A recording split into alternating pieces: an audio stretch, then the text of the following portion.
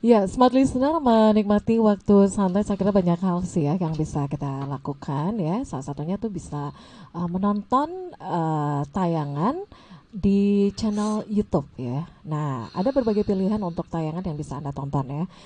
Misalnya nih untuk pertandingan olahraga ya, kemudian untuk perlombaan, ajang pencarian bakat ya, atau juga nih bisa Anda saksikan juga challenge giveaway ya di sosial media. Dan tentunya smart listener, para peserta yang menang itu akan membawa pulang hadiah. Nah, pertanyaannya nih smart listener, apakah hadiah yang dibawa pulang oleh para peserta itu akan dikenakan pajak? Nah, untuk hari ini kita akan berbincang, kita akan ngobrol ya bersama dengan tamu spesial saya yang saat ini sudah hadir di studio. Langsung saja kita sapa. Di sini kita bersama dengan Bapak Mauludin Gojali, Kepala Seksi Bimbingan Penyuluhan dan Pengelolaan Dokumen, atau kita sapa nih dengan Bapak Adin ya. Selamat pagi. Assalamualaikum warahmatullahi wabarakatuh. Waalaikumsalam warahmatullahi wabarakatuh. Selamat pagi Mbak Mirza ya. Iya, lebih dekat lagi dengan Oh, lebih dekat mic-nya. lagi. Oh, Iya. oke. Gimana kabarnya Pak Adin? Alhamdulillah luar biasa ya. Lagi Sehat bisa ya. hadir di sini. Ya, baik. Terima kasih Pak Adin sudah hadir ya di studio. Kemudian di hari ini juga kita kedatangan di sini ada Ibu Siti Aisyah, penyuluh pajak ahli muda Kanwil DJP Sulsel Batra. Selamat pagi, assalamualaikum Selamat Mbak Ibu pagi. Siti Aisyah. Ya, Betul Mbak Mirza. Selamat pagi. Waalaikumsalam warahmatullahi Waalaikumsalam wabarakatuh. wabarakatuh ya. Baik, dan Smart Listener untuk hari ini kita live ya di 101,1 Radio Smart FM Makassar dan juga tentunya di channel YouTube Smart FM Makassar. Dan untuk hari ini kita membahas mengenai pajak atas hadiah ya. Saya langsung aja nih ke Mbak Ica dulu ya, Oke. Mbak Ica. Nah, ini ya kalau selama kita nonton nih tayangan di YouTube ya, kita ada berbagai tayangan yang bisa kita saksikan ya. Misalnya nih untuk pertandingan olahraga, kemudian untuk perlombaan ajang pencarian bakat Bakat. gitu kan. Nah, pasti itu ikut gimana ya kalau selamanya pesertanya itu menang gitu kan, misalnya menang hadiah mobil, kemudian rumah atau kulkas 5 pintu. Iya. Besar sekali Iya iya kulkasnya iya ya. benar-benar. Yang sebenarnya kenapa sih hadiah itu harus dikenakan pajak atau Oke, gimana nih ya? baik Mbak Mirza. Terkait kenapa sih hadiah itu harus dikenakan pajak? Nah, Bisa lebih dekat dengan mic-nya ya. kita kembali lagi. Kenapa sih hadiah harus dikenakan pajak? Nah, eh, hadiah itu pada saat kita terima merupakan penghasilan bukan buat kita. Misal dapatnya mobil, itu nambah penghasilan kita enggak? Nambah kan, karena kita tidak perlu mengeluarkan biaya untuk membeli mobil tersebut. Berarti otomatis itu menambah penghasilan kita. Nah, kalau itu merupakan penghasilan, berarti kita kembalikan lagi ke pengertian penghasilan yang menjadi objek pajak. Nah, penghasilan adalah setiap tambahan kemampuan ekonomis yang diperoleh oleh wajib pajak orang pribadi maupun badan, baik sumbernya dari dalam negeri maupun luar negeri, yang bisa dipakai untuk konsumsi atau menambah kekayaan dari wajib pajak yang bersangkutan dalam bentuk apapun. Jadi dalam bentuk apapun, mau itu barang, mau itu uang. Jadi kalau Mbak Mirsa misalnya ikut undian misalnya di bank tertentu dapat mobil Mercy, Ya, BMW. alhamdulillah ya. Alhamdulillah ya. Tapi kalau hadiah undian ya pajaknya ada. Hadiah apapun itu pajaknya ada kecuali hadiah yang dikecualikan. Nah, sebentar kita akan bahas terkait itu. Nah, berapa sih pajaknya hadiah undian? Dikenakan 25% dari harga pasar. Misal mobil berarti harganya berapa di pasaran. Kalau misalnya dari uang berarti 25% dari nilai uangnya. Jadi namanya undian kan effortnya ada ya. Jadi memang bergantung dari faktor laki keberuntungan ya. Bisa menang, alhamdulillah. Tapi pajaknya besar juga karena ada usaha di dalamnya. Beda sama kalau ikut lomba, memang orang harus latihan, ada modal yang mesti dia keluarkan untuk itu. Kalau hadiah undian kan berbeda lagi. Jadi memang untuk pembedanya itu adalah hadiah, kemudian misalnya untuk hadiah memang kita ikut perlombaan gitu ya, ataupun dengan undian yang kita ikuti gitu kan. Ini kan otomatis itu dari faktor keberuntungan gitu kan ya. Nah kalau kita berbicara mengenai pajak atas hadiah, seperti diinformasikan ya, untuk pajak atas hadiah, untuk hadiah ini kan memang macamnya tuh seperti apa sih? Dari saya ke Pak Adin ya, silakan.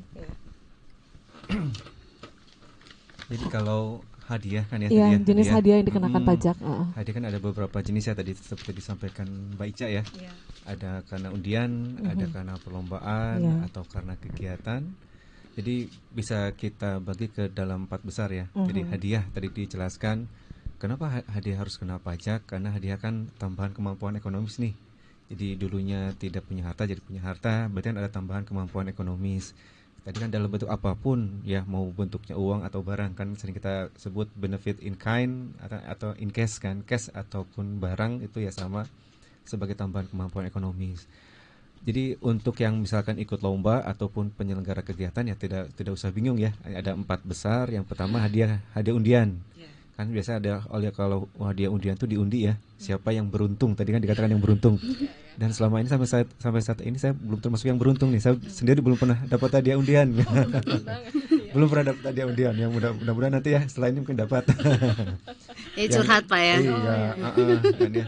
Jadi kan kita lihat kok orang beruntung sekali dapat hadiah undian gitu. Makanya memang tadi kan kalau hadiah undian itu tidak ada effort ya, biasanya karena faktor tadi keberuntungan.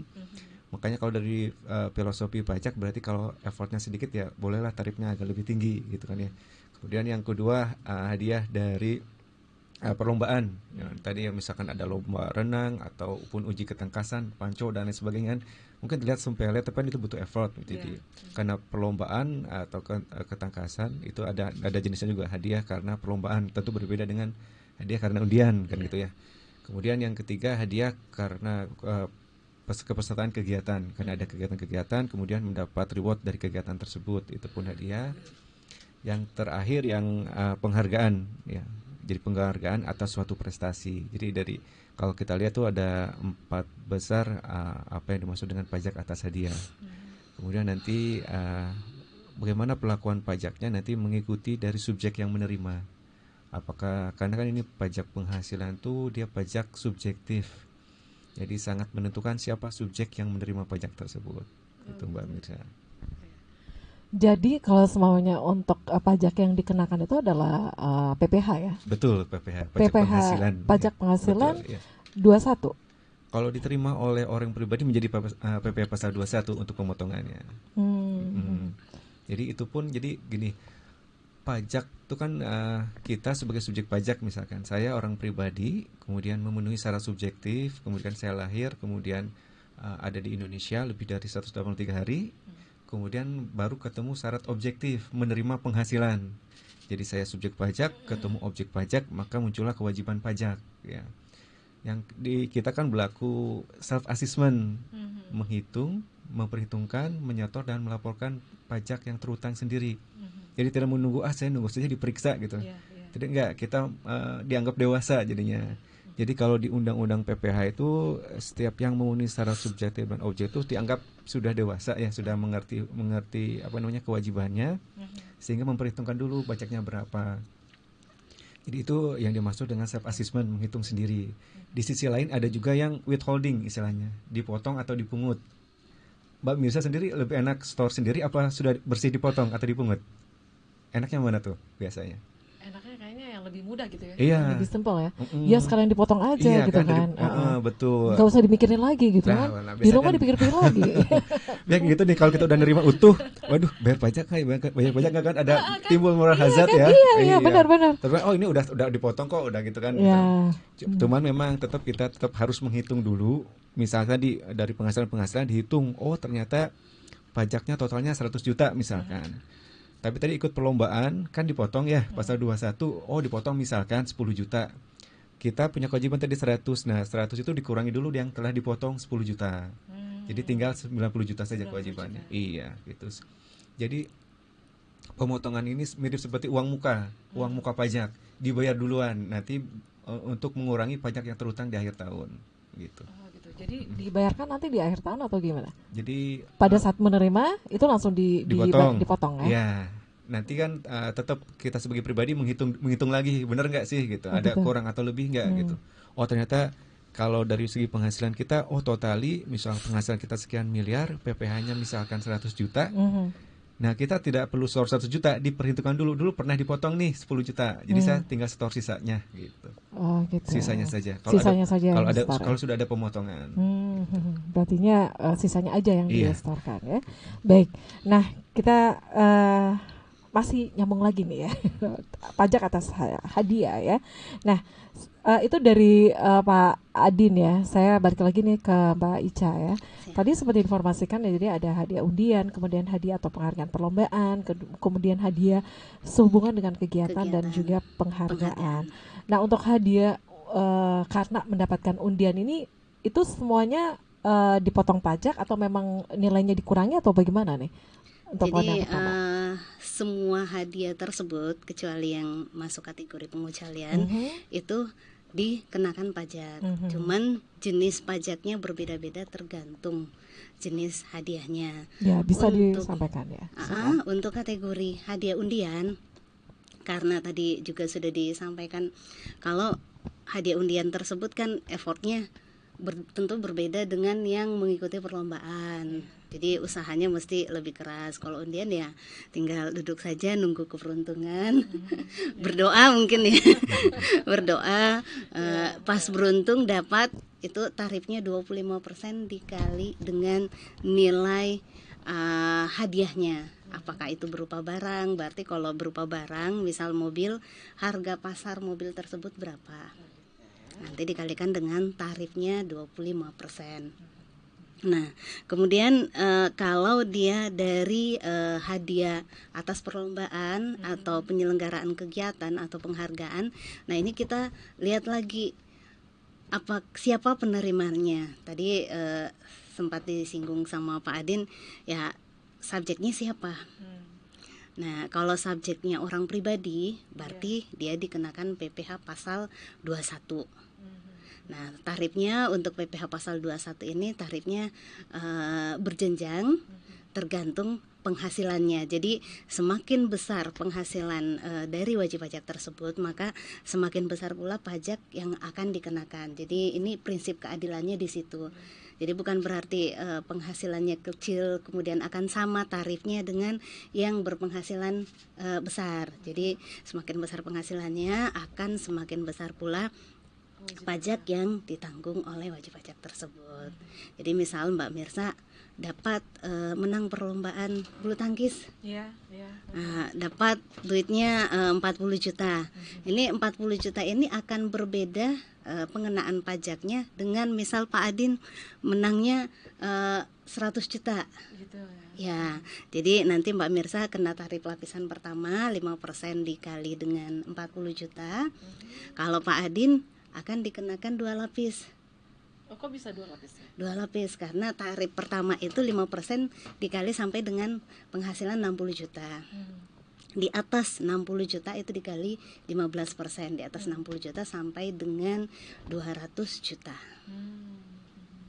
250 juta, maaf, 250 juta dia dikali 15%. Jadi akan berbeda yang 100 juta dengan 40 juta, itu akan berbeda.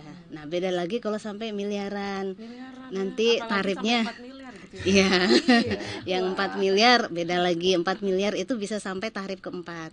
Kan ada 5 bracket tarif, 5%, 15%, 25%, 30% dan 35%. Itu batasan penghasilannya juga beda-beda. Jadi semakin besar di atas 5 miliar penghasilannya itu dikenakan tarif tertinggi 35%. 35%. Iya. Itu bertahap juga untuk pengenaan pajaknya. Iya, bertahap. Bertahap ya. Iya. Bertingkat, berjenjang ya. Jadi nanti dihitung secara keseluruhan berapa. Tadi sudah disampaikan. Nah, kalau seandainya penyelenggara itu sudah memotong, berarti nanti akan diperkurangkan dengan pajak terutang secara keseluruhan. Jadi berapa bukti potong yang dia punya, pengurangnya berapa. Jadi sisa selisihnya yang mesti dia bayarkan. Kemudian tadi penerimanya adalah orang pribadi, dikenakan PPh pasal 21. Nah, kalau PPh pasal 23 dikenakan pada saat dia penerimanya adalah bentuk badan, termasuk BUT, bentuk usaha tetap. Nah, yang berbentuk badan ini seperti PT, CV, koperasi, firma, itu dikenakannya PPh pasal 23. Tarifnya adalah 15% dikali dengan penghasilan bruto. Nah, kemudian ada lagi PPh pasal 26. Jika yang menerima hadiah tersebut atau penghargaan tersebut dari wajib pajak luar negeri, tarifnya adalah 20% dikali penghasilan brutonya. Jadi hadiah undian mau orang pribadi mau badan usaha yang menerimanya itu sama tarifnya 25%, tidak melihat dia orang pribadi kah atau badan usaha. Tapi begitu dia hadiah selain undian, mau hadiah perlombaan, penghargaan atau peserta kegiatan, itu menyesuaikan dengan siapa subjek yang menerimanya. Menyesuaikan dengan subjek Yang menerimanya, apakah dia orang pribadi atau bentuk badan usaha ataupun dia berbentuk adalah wajib pajak luar negeri. Jadi untuk hadiah undian ini itu yang berlaku untuk PPh berapa? Pasal 21 hadiah undian itu pasal 4 ayat 2 final. Dia berlaku final. Kemudian kalau yang menerima adalah orang pribadi, subjek pajak orang pribadi, PPh pasal 21.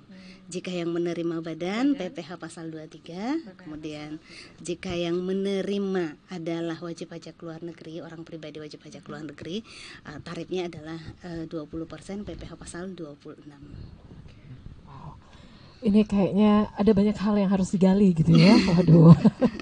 Baik, kita masih lanjut lagi sebentar ya. Dan smart listener, untuk Anda juga nih yang mau bertanya ya, mungkin kemarin itu menang perlombaan ya.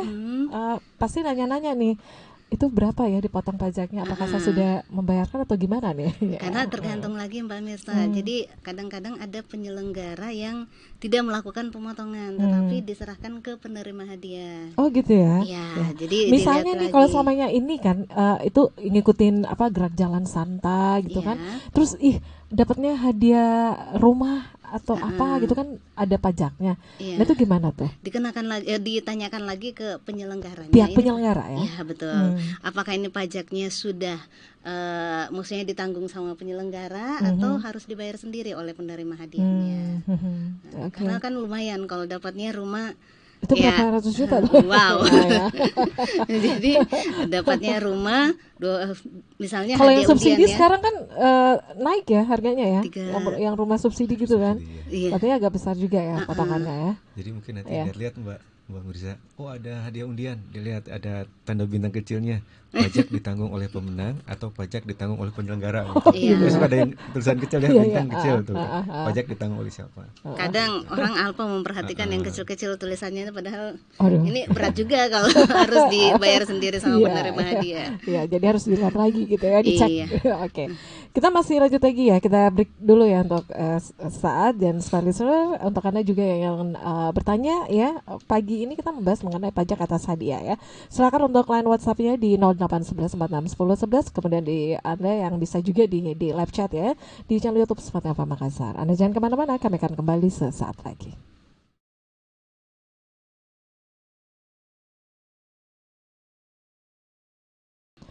Anda masih bersama kami di spesial program untuk hari ini, talk show masih bersama dengan pajak, talk show pajak bersama Kanwil DJP Susel Badra. Kita masih membahas mengenai pajak atas hadiah ya. Masih bersama dengan Mbak Ica di sini dan juga ada Pak Adin ya. Untuk Anda yang ingin bergabung silakan ya 0811461011 dan juga di live chat kami di channel YouTube Smart FM Makassar.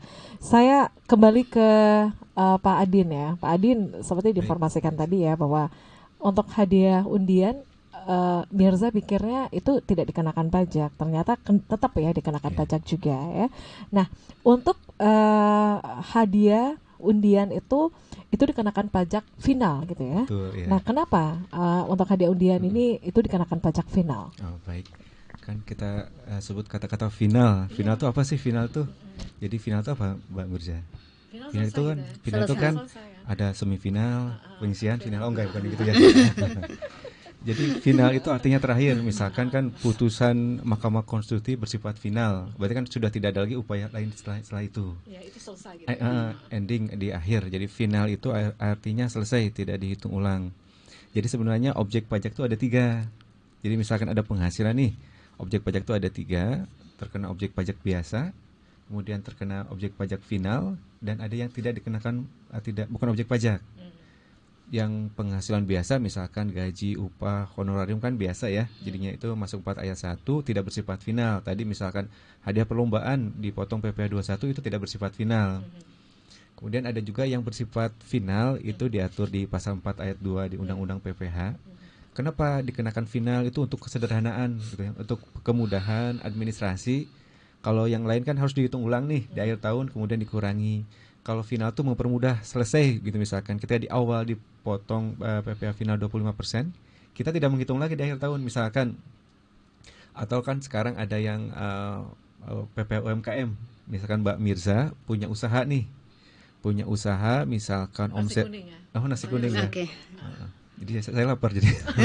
Enggak ya. Jadi usaha nasi kuning nih UMKM, omsetnya masih di bawah 4,8 miliar. Tapi misalkan omsetnya sudah di atas 500 juta ya, kan terkena PPh final sebesar 0,5%. Ya. Jadi ternyata dihitung-hitung setahun, karena PPh itu dalam satu periode, 1 tahun pajak istilahnya. Jadi misalkan setahun itu omsetnya 600 juta. Kemudian memenuhi BP dengan peredaran bruto tertentu. Nah, dia ada pengurangan dari 600 itu dikurangi 500, yang sisanya kan 100 juta nih. 100 juta ini dikenakan tarif 0,5%. Oh, itu dipotongnya 0,5% saja kalau yang untuk tadi peredaran bruto UMKM. Masuk kategori kemudian store 0,5. Bagaimana di akhir tahun? Udah nggak ngitung-ngitung lagi, udah selesai. Jadi 0,5% udah selesai gitu. Jadinya final, nggak dihitung ulang. Nggak perlu dibayar lagi Mbak Misa. Iya, tapi di sisi lain misalkan kita pekerjaan bebas nih, kita MC misalkan. Ya, MC kan dapat honor kan sudah dipotong PPh 21 ya. Nah, kan dikumpulin nih setahun itu dapatnya berapa? Ya kan, kemudian dikalikan tarif itu setahun dikumpulin, misalnya setahun dikumpulin, itu pada saat setiap bulan gitu ya? Yes. Setiap bulan kan menerima pendapatannya ya, berapa terus gitu ya? dipotong oleh si pemberi kerja kan ya, Penyelenggara. atau yang hire kita nih. Iya, pihak penyelenggara. Jadi MC ya, dapat 10 juta gitu kan, tapi dipotong PPh 21. Oke lah, kita kumpulin sampai di akhir tahun misalnya terkumpul berapa, kemudian kita pakai norma atau tidak nih. Misalkan sudah terkumpul 1 miliar nih, terkumpul 1 miliar, kemudian dikalikan, norma saya berapa, misalkan 50%, berarti kan penghasilan netonya itu 500 juta. Nah, 500 juta itu dikurangi dulu PTKP, status kita apa nih, sudah menikah atau belum misalkan. Misalkan belum menikah, berarti dikurangi lagi 54 juta. Jadi 500 dikurangi dulu 54 juta. Jadinya 446 ya. 446. Nah, baru itu dikalikan tarif. Tarifnya berapa? Yang tadi sampai dengan 65%. Dari range 60 sampai dengan 250, 15%, ya dihitung akumulasinya berapa. Misalkan saja nih kasarannya misalnya ternyata dari 440 misalkan ya, 100 juta. Ternyata PPh terutangnya 100 juta. Nah, sebelum berarti kan kurangnya 1 juta. Kita tidak menyetor 100 jutanya dulu. Kita lihat dulu nih. Dulu saya ketika jadi MC udah dipotong 21 nih. Nah, bukti potongnya dikumpulin dulu nih. Dikumpulin dulu ya. Tadi saya PPh terutang pasal 17-nya 100 juta. Ini kumpulan dari saya sebagai MC, kalau PPh 21-nya dikumpulkan, ada sudah sekitar 40 juta ternyata. Sudah dipotong 40 juta. Berarti saya tinggal nyetor yang 60 jutanya saja. Karena sudah ada uang, istilahnya dibayar di depan pajaknya gitu. Atau dalam istilahnya tuh PPh dalam tahun berjalan. Jadi tidak menunggu di akhir, selama proses 1 tahun periode itu sudah dipotong oleh pihak lain gitu. Kan kalau kita misalkan tidak dipotong nih, kan berat ya, bayar 100 juta gitu kan. Iya, di akhir Langsung gitu ya. brok. Iya, Tapi kan iya. ini alhamdulillah dulu pernah dipotong nih, jadi tidak harus 100 juta kan. Sudah Iya. dipotong, misalnya tadi dikumpulin ada 40 juta. Berarti tinggal sisanya saja 60 juta gitu. Karena rasanya duit kalau sudah masuk kantong itu Iya, kayaknya berat susah. untuk keluar ya. Berat Susah untuk keluar ya. Iya, Itu Benar, yang benar. metode biasa normal. Ya. Kalau yang final, misalkan Mbak Mirza tadi punya usaha kayak gitu, atau misalkan punya penghasilan final yang lainnya, misalkan punya kontrakan, misalkan, ya. misal kontrakan tadi ya, kontrakan Berapa pintu? pintunya sekarang berkurang kayaknya. Sekarang jendela dihitung juga. Oh benar gitu ya. bukan. Bukan pintu Bukan aja. pintu dong hitungannya jendelanya. Biar ada sirkulasi udara kan ya. Iya. Jadi gitu ya. Jadi kalau kontrakan itu PPh final. Tadi kan kalau hadiah undian kan 25% ya. 25%. Kalau kontrakan itu 10%. Oh 10% ya pemotongannya Lebih ya. kecil ya pemotongannya. Jadi misalkan saya ingin bebas keuangannya, punya kontrakan, usaha saya dari kontrakan saja, itu pajaknya 10%. Misalkan kontraknya dikumpulkan, ternyata total omsetnya setahun tuh 4 miliar. 4 miliar 10%-nya berarti 400 juta ya, 400 juta. Jadi itu turutannya tiap masa. Misalnya dapat kontrakan, ada yang bayar 100 juta nih ngontrak, berarti kan store atau potong 10 juta. Ya, 100 juta, 10 juta. Terkumpullah sampai akhir tahun tuh 4 miliar. Kita hitung ulang udah selesai. Kenapa? Udah dipotong yang 10% final gitu. Tidak lagi 400 juta dikurangi PTKP dikalikan tarif, sudah selesai jadinya. Gitu. Jadi kalau final kan memudahkan ya, tidak kita hitung ulang. Hanya tinggal lapor saja. Bahwa lapor saya penghasilannya sekian, sudah dipotong atau store sendiri final, hanya laporan saja, tidak dihitung ulang ada kurangnya berapa atau tidak. Kalau final itu seperti itu. Tapi untuk dibayarkannya memang dia di akhir tahun atau pada saat itu juga langsung dipotong atau gimana? Kalau yang tadi penghasilan final itu dia bersifat masa, jadi nggak tahunan, terhutang pada saat misalkan terhutang atau dibayarkan. Tadi misalkan ada kontrakan dibayarkannya bulan Januari, ya terhutangnya Januari. Di store-nya paling lambat misalkan kalau dipotong tuh tanggal berapa? Tanggal 10 bulan berikutnya. Tapi kalau store sendiri itu tanggal 15. Tanggal 15 ya. Iya. Jadi ada ketentuannya juga ya. Iya, Ada. betul. Oke. Baik. Ada yang mau ditambahin mungkin dari Mbak Ica? Kayaknya mau nambah kontrakan saja buat Mbak Mirza. Semakin besar penghasilannya, ya otomatis pajaknya semakin besar. Jadi Semakin besar, ya. final itu untuk membuat lebih sederhana saja untuk wajib pajaknya. Nah, kenapa yang masuk kategori tadi dijelaskan Pak Adin ada tarif 0,5% untuk UMKM. Jadi dianggap sebagai tahapan belajar. Untuk orang pribadi dikasih waktu 7 tahun selagi memang omsetnya belum pernah lebih dari 4,8 miliar. Jadi mereka pajak itu berpikir dengan UMKM ini bisa lebih berkembang. Jadi tahun 2022 itu dengan disahkannya Undang-Undang Harmonisasi Peraturan Perpajakan itu memberi kayak semacam insentif lagi untuk UMKM.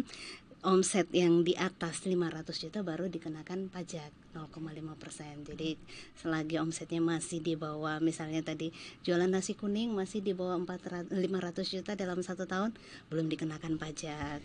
Pak Mirza santai-santai dulu aja, nanti tunggu 7 tahun dulu, baru setelah keluar dari itu baru dihitung dikenakan pajak dengan tarif umum. Iya, jadi dilihat dulu ya penghasilannya berapa ya. Oke. Baik.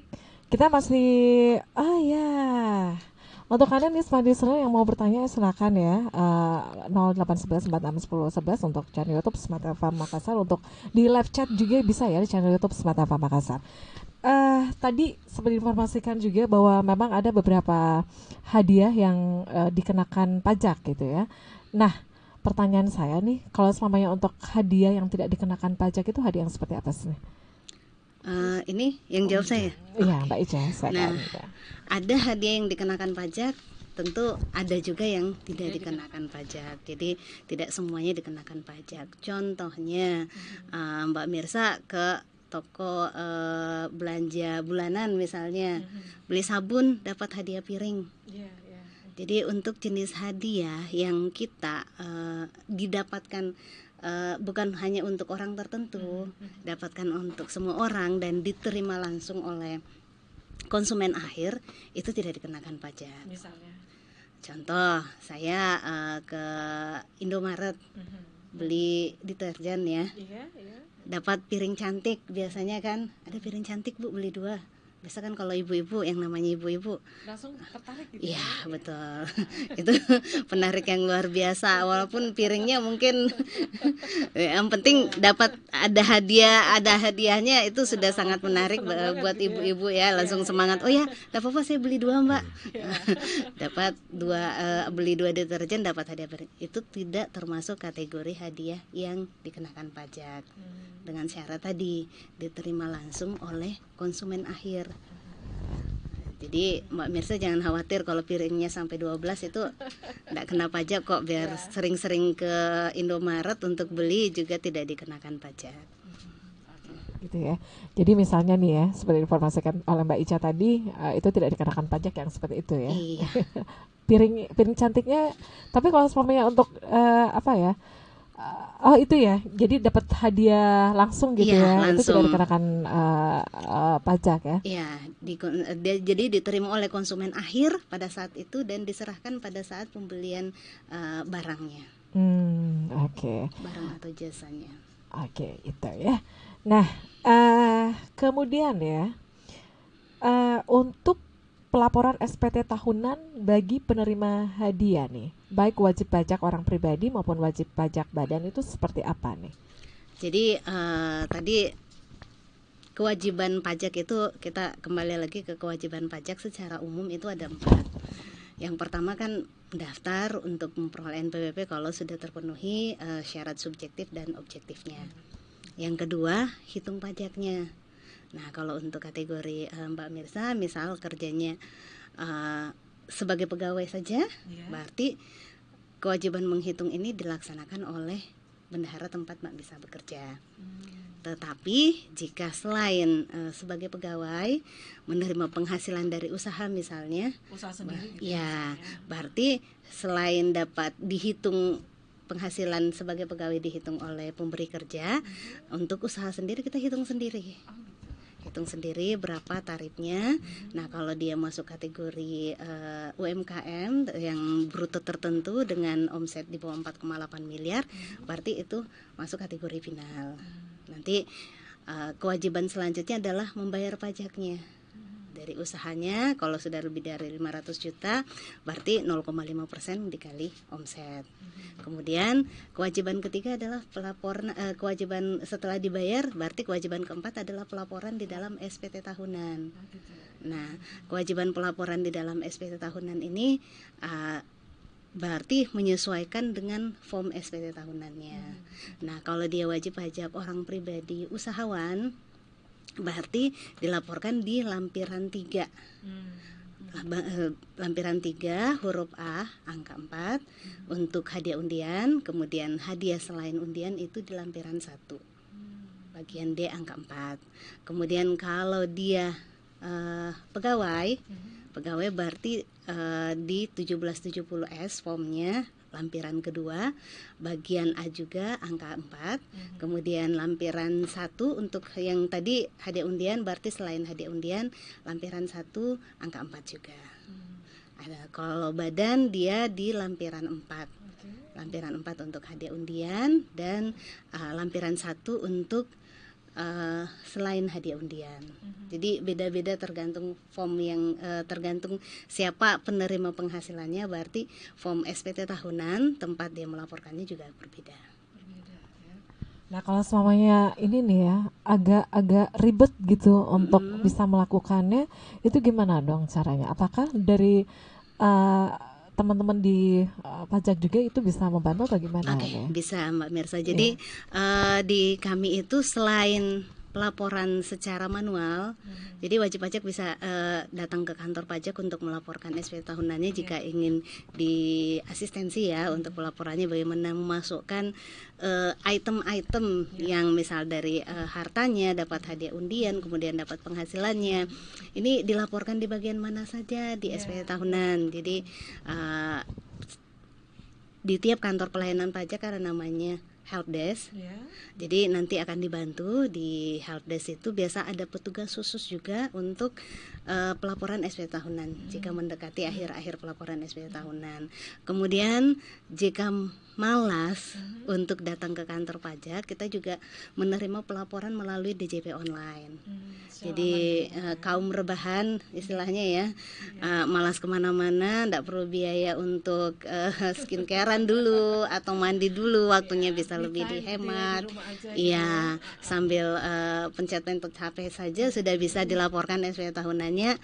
Tutorialnya juga ada banyak di YouTube Ditjen Pajak RI, bisa dilihat untuk pelaporan SPT tahunannya, tinggal menyesuaikan apakah dia masuk kategori SPT tahunan badan, orang pribadi, sebagai pekerja ataupun sebagai usahawan. Oke.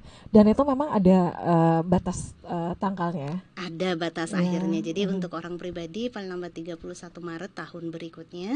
Kemudian untuk wajib pajak badan paling lambat 30 April tahun berikutnya. Oke. Baik. Kita masih membahas ya terkait pajak atas hadiah ya.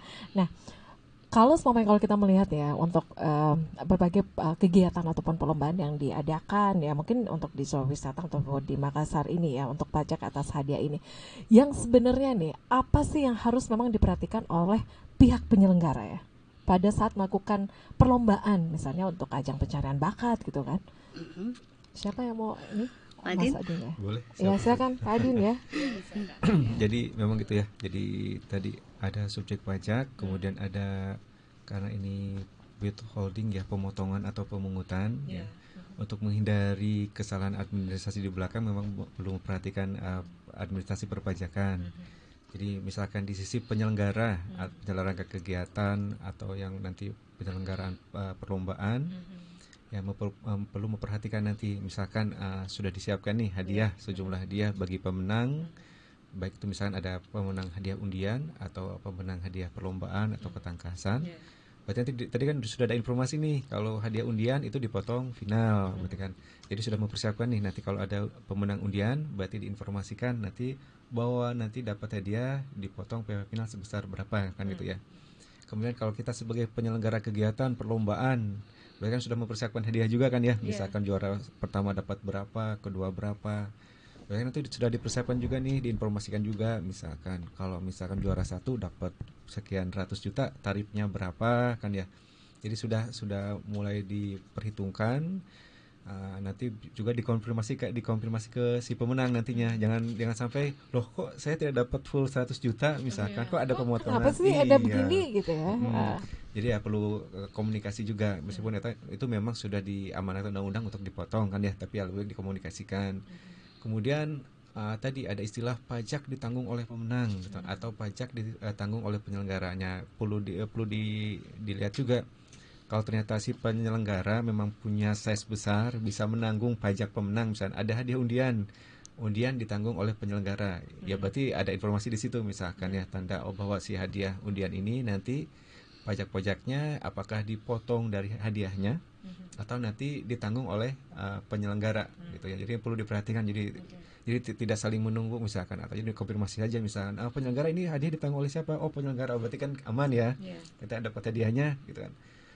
Oh ternyata ditanggung oleh pemenang, berarti kita hitung-hitung nih berapa. Kalau ternyata uang kan lebih gampang ya, uang ya dipotong aja uang. Kalau barang masa dapat mobil, oh spionnya dikurangin gitu kan ya, enggak gitu kan ya. Bannya sepotong. Bannya diganti deh gitu, enggak ya. Jadi seperti itu ya. Jadi mempertimbangkan seperti itu. Jadi jangan sampai misalkan sudah selesai acaranya, ini masih menggantung nih PP-nya belum disetor kan gitu ya. Jadi prepare seperti itu. Jadi ada hal-hal yang menjadi subjek objek pajak, ya sudah menjadi concern di awal untuk dipertimbangkan. Gitu. Nah misalnya nih ya, untuk misalnya untuk undian gitu ya, misalnya nih office boy mendapatkan hadiah undian grand prize ya, mobil BMW 700 juta. Nah itu gimana tuh untuk pembayaran pajaknya? Jadi kan karena ini dalam bentuk natura hadiah undian, berarti kan nanti dari nilai pasar wajar ya, nilai harga wajar. Oh ternyata yang mendapatkan yang tidak memiliki penghasilan lain, wah tuh saya bayar pajaknya gimana nih kan, ya bisa dikomunikasikan misalkan ya. Itu hanya cara saja. Hobinya yang mending saya jual aja gitu ya. Atau tadi itu misalkan saya sudah menang hadiah misalkan. Saya cari pembeli aja deh, misalkan ini mobilnya harganya 700 juta. Siapa yang mau saya beli jual 600 juta deh misalkan. Jadi Ya, yang itu yang penting memang itu memang sudah terutang, tapi untuk pencairannya ya misalkan atau dikomunikasikan dengan penyelenggara. Tapi kan penyelenggara juga nanti melihat misalkan ini ada ketidakmampuan, apakah nanti misal ditanggung dulu atau seperti apa, dikomunikasikan. Yang penting kewajiban perpajakannya nanti dilaksanakan sesuai dengan ketentuan gitu kan. Jadi dikomunikasikan seperti itu kan bisa jadi kan. Ya, seperti itu Mbak Mirza. Ya. Nah, ini juga nih misalnya ya kalau kita mengikuti ajang perlombaan gitu ya. Misalnya nih menang di luar negeri gitu kan. Nah, itu gimana tuh untuk pembayaran pajaknya? Mbak Isya ya. Jadi kalau seandainya menang di luar negeri, kita bertanding misalnya pertandingan bulu tangkis ya, kan ada banyak Singapura Open, terus Malaysia Open ya, yang ada open-opennya semua. Ya terakhir kemarin ada yang baru menang ya di Taipei kan ya, yang diselamati oleh Pak Presiden. Nah, dari hadiahnya itu ya kita berarti lihat lagi apakah memang penyelenggara melakukan pemotongan pajak atas hadiah tersebut. Kalau seandainya penyelenggara melakukan pemotongan pajak, berarti dia akan melihat perjanjian P3B-nya antara Indonesia dengan negara tersebut. Jadi lihat ada perjanjiannya. Ada perjanjiannya, itu mengatur mengenai tarif yang akan diberlakukan. Nah, kalau memang dilakukan pemotongan oleh negara tersebut, berarti penerima penghasilan akan mendapatkan bukti potong. Bukti potong ini yang akan dikumpulkan nanti pada saat dia melaporkan SPT tahunan. Jadi begitu waktu pelaporan SPT tahunan dia kumpulkan, nih saya Mbak Misa jadi atlet misalnya, kemana-mana ada pertandingan Malaysia Open ikut, Singapura Open ikut, pokoknya yang ada open-opennya semua ikut. Jadi otomatis mengumpulkan juga banyak penghasilan dan mengumpulkan juga bukti potong. Jadi nanti setelah akhir tahun pada saat pelaporan SPT tahunan, semua penghasilan tersebut nanti dikumpulkan, kemudian berapa penghasilan netnya, kemudian dikurangin dengan PTKP, statusnya sebagai wajib pajak, misalnya dia kawin dengan anak berapa sampai maksimal 3 anak, nanti didapatlah berapa penghasilan kena pajaknya. Dari penghasilan kena pajak ini akan diperkurangkan dengan dikalikan dengan tarif, didapatkanlah PPh terutang. Jadi kalau misalnya PPh terutangnya misalnya 100 juta dan bukti potong yang dia punya misalnya ada sekitar 40 juta, apa 50 juta, ya itu yang dikumpulkan akan mengurangi PPh terutang. Jadi nilainya bukan 100 juta langsung yang mesti dia bayar, tapi diperkurangkan dulu. Nah, Pak Adin bilang pajak yang dibayar di depan. Gitu ya. Sudah dipotong di depan, jadi mengurangi. Jadi tidak terlalu berat sebenarnya. Mekanisme pemotongan ini, withholding ini membantu wajib pajak untuk supaya tidak berat pas akhir-akhir. Gitu ya. Biasanya kan kalau duit, apalagi ibu-ibu ya, duitnya sudah masuk dompet. Kalau bisa jangan sampai berkurang, yang ada nambah saja. Maunya ditambah saja, betul enggak? Iya benar. Apalagi kalau mau bayar pajak, aduh gimana gitu ya? Gimana ya? Sebisa mungkin, sekecil mungkin uang yang dikeluarkan. Tapi kalau mau terima duit sebesar mungkin duit yang dia pengennya terima. Seperti itu gitu ya. Itu manusiawi saya rasa ya, bukan hanya ibu-ibu yang monopoli tentang hal tersebut ya. Jadi kalau dapat penghasilan PPh terutang tadi 100 juta kemudian dikurangin dengan bukti potong yang dia punya, berarti sisa 60 juta yang mesti dia setor. Nah, itulah bedanya yang pekerjaan bebas dengan usahawan misalnya yang kita jelaskan tadi. Kalau usahawan kan masuk tarif final, nggak ada lagi ngitung-ngitung di belakang. Gitu ya. Jadi memang udah selesai gitu ya. Nggak ada lagi yang selesai. Harus dibayarkan di akhir tahun gitu ya. Nggak perlu bangun tengah malam. Aduh, ini belum bayar pajak nih. Saya belum bayar 60 juta yang mesti saya bayar. Waduh, dipikir-pikir lagi ya. Oke. Kita masih punya waktu ya, kurang lebih 5 menit lagi ke depan ya. Tentu ini banyak hal yang kita sudah perbincangkan ya. Ini ada banyak hal yang menambah insight kita ya di pagi ini. Dari Pak Adin dulu deh. Untuk pajak atas hadiah ini, apa yang memang ingin disampaikan kepada masyarakat nih? Jadi pajak kan pasti masyarakat concern juga ya, pajak kan. Jadi misalnya tadi dari awal bahwa pajak kan ada yang misalkan ini pajak apa ya? Ada pajak hotel, pajak restoran, PBB kan sering tertukar-tukar ya. Jadi ada pajak yang tertukar enggak ya? Bukan Jadi hanya mungkin putri tertukar ya. jadi ya jangan sampai kita misalkan ada masalah PBB mentionnya ke DJP gitu kan, PBB rumah gitu kan, atau pajak mobil mentionnya pajak kendaraan bermotor kan ya. Jadi misalkan jadi pemahaman awal saja bahwa ketika ada tambahan kemampuan ekonomis, berarti itu pajak penghasilan. Ketika ada pajak penghasilan itu adalah objek, berarti di sisi kita adalah subjek, baru subjek ketemu objek jadilah kewajiban pajak. Tadi salah satu yang lagi tren sekarang yang sering viral kan hadiah-hadiah ya, karena ada ditayangkan ada yang mendapatkan hadiah misalkan sekian nilainya fantastis gitu ya. Kalau dari sisi pajak ya tinggal dihitung saja sesuai dengan ketentuan. Saya masih bingung cara menghitung dan lain sebagainya. Jadi untuk DJP kita sangat terbuka ya.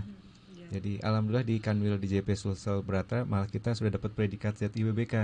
Jadi zona integrasi wilayah bebas korupsi ya.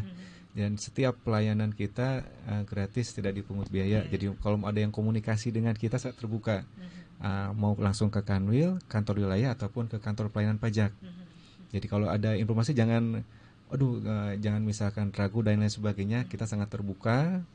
Semua channel ada, mau telepon, WA juga ada. Bahkan IG pun ada kita ya di Pajak Sulsel Batra. Jadi jangan lupa subscribe, follow ya kalau IG ya. Jadi kalau ada yang mau bertanya itu jangan takut bertanya ya. Jadi kita terbuka. Jadi apapun yang misalkan terkait penghasilan atau pajak pertambahan nilai masih ragu, bisa ke kantor pajak terdekat misalnya untuk berkomunikasi. Di kita ada helpdesk istilahnya untuk untuk memberikan informasi. Kalau kita enaknya kita lewat chat nih, ada juga kita layanan chat di pajak.go.id, nanti di pojok itu ada tulisan live chat gitu ya. Atau saya lebih suka mendengarkan nih, saya lebih suka di telepon gitu. Cuma saya nggak tahu nomor telepon yang kantor pajak ya. Ada yang udah 1.500-200 gitu kan ya. 1.500-200 Iya. itu hafal ya. Itu hafal kan ya. Jadi semua channel terbuka, kita sudah sangat terbuka. Jadi kalau ada informasi ya kami informasikan. Misalkan kalau ada yang bertanya, kami siap untuk memberikan pelayanan. Dan salah satu memang fungsi kami juga salah satunya edukasi. Ini salah satu contohnya misalkan bisa secara langsung, misalkan ya penyuluhan one to many ini kita menyelenggarakan kelas pajak gitu. Ada juga misalkan one on one ataupun penyuluhan secara tidak langsung, kita mungkin bisa menyimak di kita juga ada podcast, misalkan IG live. Jadi banyak sarana untuk memberikan edukasi kepada masyarakat gitu. Jadi ada banyak hal ya bisa Anda dapatkan ya. Betul. Itu untuk informasinya secara langsung bisa datang langsung ya di kantor pajak atau juga bisa melalui online ya. Betul. Oke. Mbak Isya, silakan ada yang diinformasikan juga sebagai closing statement kita nih untuk pajak atas. Ini sudah terakhir ya. Iya. Kok udah terasa ya? Padahal masih malam-malam ya. Kayaknya harus ngapa lagi 1 jam. Iya. Jadi mungkin kalau Pak Adin sudah nyinggung tadi terkait hadiah, saya nyinggung sedikit terkait PMK 112. Jadi pemberlakuan NIK menggantikan NPWP. Jadi NIK nanti per 1 Januari 2024 itu mulai efektif digunakan sebagai pengganti NPWP. Jadi kami menghimbau untuk semua wajib pajak orang pribadi untuk melakukan pemadanan NIK di DJP online melalui akun DJP online masing-masing, atau bisa juga dengan datang ke kantor pajak. Karena untuk menghindari pertanggal 1 Januari 2024 NPWP kawan pajak semua, wajib pajak itu sudah tidak bisa digunakan. Yang 15 digit khusus untuk orang pribadi. Jadi segera lakukan pemadanan data dengan sementara kan Dirjen Pajak dan Dukcapil itu melakukan pemadanan data. Cuman untuk mempercepat proses tersebut bisa dilakukan pemadanan data secara mandiri. Iya, jadi ada kesadaran gitu ya. Iya, langsung aja betul. datang langsung ya. Tinggal validasi datanya di DJP online, masuk ke menu profil, nanti masukkan nomor NIK-nya, kemudian validasi jika sudah statusnya valid, berarti NIK-nya sudah bisa dipakai untuk login di akun DJP online-nya. Jadi bisa pakai NPWP, bisa pakai NIK juga sampai dengan 31 Desember 2023 ini. Tapi per 1 Januari 2024 hanya bisa menggunakan NIK untuk orang pribadi. Untuk untuk orang pribadi itu yang memang yang tertera di KTP gitu ya? Iya, NIK yang tertera di KTP. Jadi nanti kita sudah tidak perlu bawa 2 kartu ya, misalnya kartu NPWP dan KTP ya, cukup bawa KTP saja. Ya, jadi satu aja. Jadi nggak usah bawa banyak-banyak kartu gitu ya. Dompetnya nggak perlu tebal-tebal. Iya benar-benar. Yang perlu tebal apa? Itu ya. Isi dompetnya. Iya, harus tebal itu. Duitnya yang perlu. Tapi juga sekarang orang nggak pengen banyak bawa-bawa cash ya. Iya, cashless gitu ya. Iya. Barcode aja. Barcode aja. Selesai bayar. Ya, banyak yang memudahkan gitu ya. Betul. Oke. Yang pastinya kita butuh satu segmen lagi nih untuk perbincangan berikutnya ya. Oke. Kami menunggu undangan berikutnya. Migrasi ini ya. Oke. Baik, sekali lagi terima kasih untuk Bapak Mauludin Gojali, Kepala Seksi Bimbingan Penyuluhan dan Pengelolaan Dokumen ya. Baik, terima kasih. Bisa juga ya.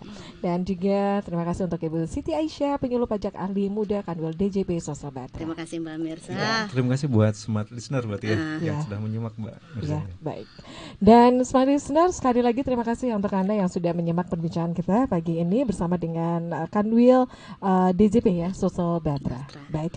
Dan smart listener, saya Mirza nanti pamit. Sekali lagi ada Pak Adin di sini dan juga ada Mbak Aisyah ya. Kita pamit, selamat pagi dan sampai jumpa. Assalamualaikum warahmatullahi wabarakatuh. Waalaikumsalam.